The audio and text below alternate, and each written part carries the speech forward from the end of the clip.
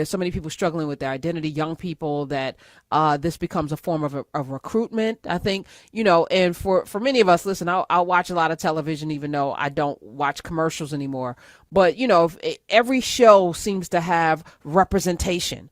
And I could see how people could feel like this lifestyle or these things are being pushed upon us.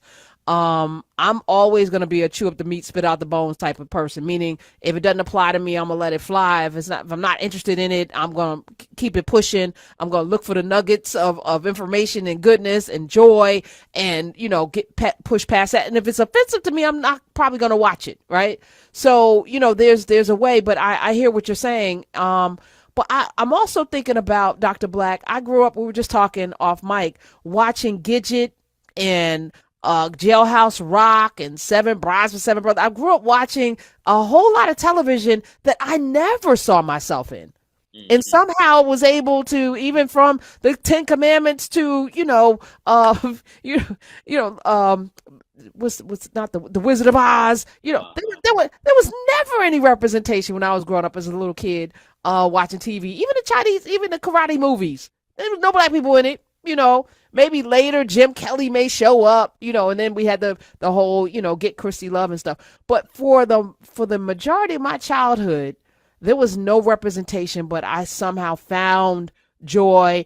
One of my favorite books was Pippi Longstocking. You know what I'm saying? I remember that. Yeah. Come on, what I'm saying? A little girl I don't know where her mama was. Her daddy she was by herself. Like, in many ways, I identified with the independence of a little girl being able to, sail the seas and, be out there and have adventures. She didn't look like me. But I found myself in the story. And I feel like, today is all about representation. Mm-hmm.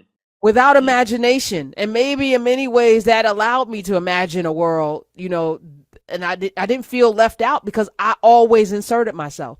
What do you say about today's, to what Frida was trying to say through a bad connection?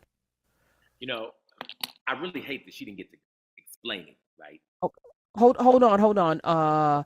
Alexa's saying it's better. All right, let's see. Free to get to the point, just in case. Yeah, so that is my point, is that, we did have all those wonderful things. I don't think the kids today have that kind of support, even in their families. And so a lot of things, they're looking for an identity. And sometimes too much of opportunity for them to grow and to learn what they want to do on their own is not just there for them. A lot of things are being pressed on them without them having an opportunity to grow normal like we did in all those wonderful ways. Did ways. We grow normal, though? I don't know that I think you're saying something that's not true, ma'am.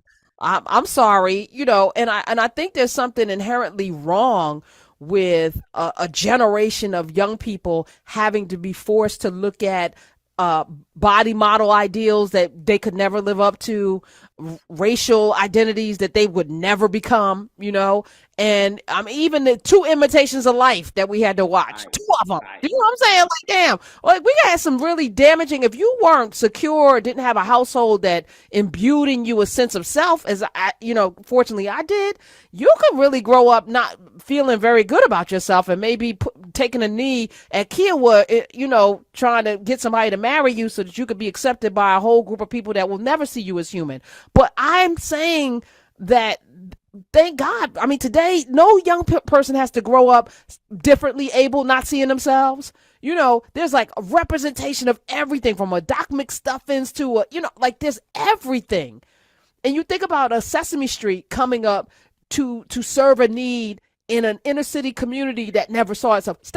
Sesame Street was created to give little black kids like me and you, Daniel Black, a vision of themselves through these Muppets and these puppets. You know what I mean? It's a wild thing. I hear what you're saying, Frida. I don't quite agree, or if too much representation is gonna turn people. Is that, you feeling like all of this is gonna turn kids gay or something? Is that what you're saying? No, I don't. I don't think it's going to turn them gay necessarily, but I'm saying it's just another thing that as these kids are trying to grow, that you get a lot of like TikTok and some of these other social medias that are really kind of encouraging it in a way where they don't have the freedom to really understand how to gain their own identity. That's what I was trying to say. Okay. Would you rather that or for them to hate themselves? Because Definitely. everything is telling them to hate themselves because they're going to die and go to hell and like, would you rather too much representation and opportunities, or you should die because you're going to go to hell? Because that No, was what none was of that. present before. Like, I feel like I rather err on the side of people being alive and loving themselves, even if it's not, they'll figure it out, maybe, hopefully. Dr. Black, your thoughts on this? I'm not exactly sure no, I am sure. What I really think, the bottom line of what I think is we keep trying to figure out how we can thrive in their institution. And it's never going to happen because their institutions were designed for their orientation, for their worldview, for their reality, for their conception of the world. It's like what we could get out of the Black church, we've gotten it. There's got to be a spirituality, right, that allows us to see divinity in Black, and that allows us to see people as divine who do not agree with you. But that's not the church. That's not the church. Not most churches, for sure. And so what I'm saying is more and more and more and more, I'm seeing that unless and until we conceive and construct our own institutions, which are going to teach those principles and those precepts and those ideas that actually teach Black divinity and Black liberation, we're negotiating with the devil. Mm.